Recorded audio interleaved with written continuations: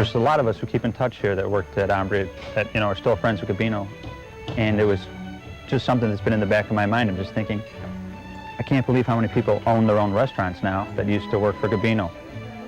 And I sat down one night with Judy Contino, and I said, let's, throw a dinner for Gabino. I can't think of any other place that has so many restaurateurs come out of it. What is it special that you transmit to your students and your staff that have inspired them to open so many great restaurants? First of all, if you don't love this profession, you are in the wrong business, because you spend most of the hours in the restaurant. If you have a team that believe on you, and a team that when a crisis arrive, you need to join together. We need to be out there for when we are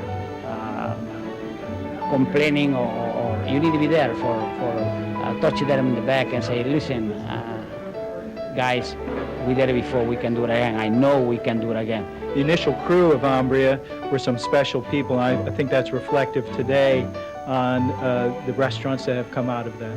So I'm here to celebrate Ambria and pay tribute to Gabino and just have a great time with some old friends. Tim Foley, 1984-85, pastry. Judy Contino, 87 to 93 in pastry. Scott Harris, I was in 1984 to 1986, and I left here as a cook and went on to become a chef. What's it like working for Gabino?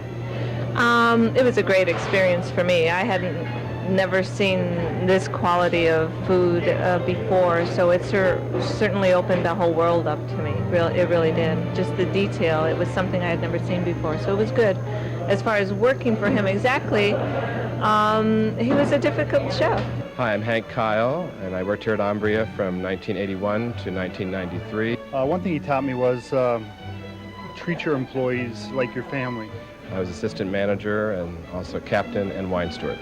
My name's Elizabeth O'Grady. I worked at Ambria in 1980 to 82, and I left as pastries. What was one of the best things about working with Gabino? Well, I think quality, probably, because he was always someone who really put out a quality product, and I enjoyed being associated with that. What about his temper? Temper?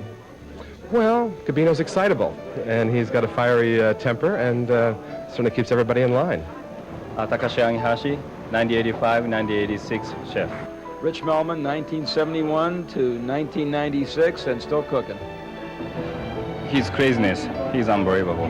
He is very hot, so I like him very much.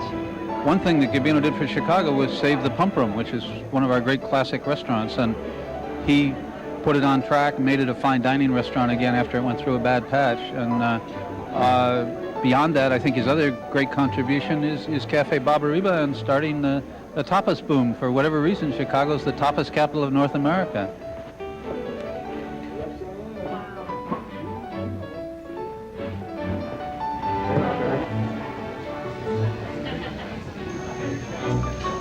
They asked me to roast them up here. Well, I could do that. But my heart says I need to express how important Gabino has been to me in helping me to achieve my goals. And I always said I wanted to experience a lot of different things in the restaurant business. I just didn't want to do a great hamburger place, or I just didn't want to do a French restaurant. I want to do a lot of different things. And my success is directly dependent on picking the right partners. And I can tell you without question that Gabino has been one of the greatest partners that I could ever ask for. And I hope and pray that we will be partners for the rest of our careers. I told him tonight, let's do 20 more years and retire. And he looked at me like I was nuts. Thank you for coming and paying tribute to him. Believe me, I pay tribute to him often during the course of my years. Thank you.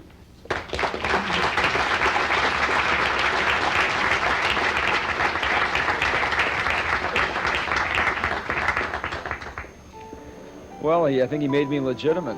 I think that, no question about it, that we weren't doing food of this caliber in the early 70s. Maybe the people weren't ready for it, I don't know, but we were doing just what you said, a lot of burgers and malts and salad bars and things like that. And I met Gabino, and he took me to Europe, and the rest is history. I mean, we opened up Umbria, and it was a smashing success, and I owe a lot to Gabino Satolino. He gave me my master's degree in the restaurant business.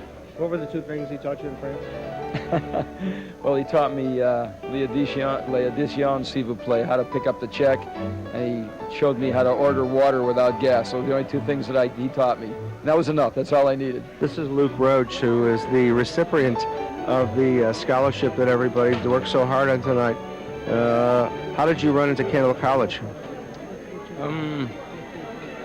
Well, we went and visited a couple years ago, and I was in awe by the kitchens. They were just beautiful. Now, your mom told me that you cooked a lot as a kid. Yeah, I was always watching her. Did she really instill a lot of this on you, or did you learn on your own? She sparked the interest, and then it just grew into a flame from there. What do you want to say to your mom now? Thank you. I love you very much. Thank you. You're very welcome, darling. This is Luke Roach, and soon to be a famous chef. I think it's totally typical that Gabino is working to give a scholarship to a young chef and help the next generation get started. America's a culinary superpower now, and it's thanks to people like Gabino who came to this country and became Americans and want us to be the best. Where do you see the people like Gabino, 5, 10 years from now? If I know Gabino, it'd be on the beach at Marbella.